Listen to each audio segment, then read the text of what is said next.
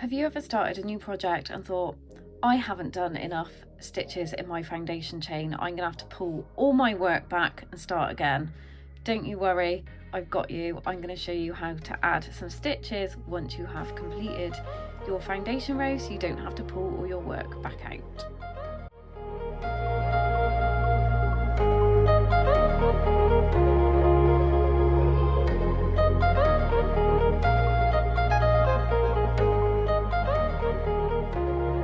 So if you've ever done what I've did and then realised that you don't have enough stitches for your project and then pulled all your work back out, I'm going to show you a really easy way to add some stitches. So this is so simple, and especially if you're putting a border on your work, you're not even going to notice. So I'm going to show you, this is treble crochet or double if you're in the US. You can also do it for single, it's the same technique. So we are going to be working into this space here. So it's either the first chain that we made, but it's the last space on this row, just where this treble is here. And we're going to be working this way. So yarn over, insert your hook into that space, yarn over, pull up a loop. Now instead of doing your normal treble crochet, we're just going to yarn over and just pull through one of those loops. And that creates the base. And then you work your treble as normal. So yarn over, pull through two, yarn over, pull through two. And if you can see, it's added a chain here. So what we're going to do for the next stitch, yarn over, insert your hook into that space that we just made, and we're going to repeat the same thing. Yarn over, pull through one,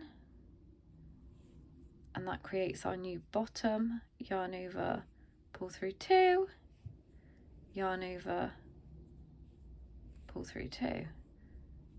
And I'll show you again. So we're going to work into right down here. So this space here, yarn over, insert your hook, yarn over, pull through. So you have 3 loops on your hook, yarn over, just pull through one, and then complete your treble or double if you're in the US as per normal. And if you can see, let me pull this out of the way, this is where we started, and magically it's added some stitches to the bottom of our work, and you would never know. It's absolute magic. And if you want to do this with double crochet or single crochet if you're in the US, the principle is exactly the same, only we're not going to do the yarn over. So we're going to insert our hook into this space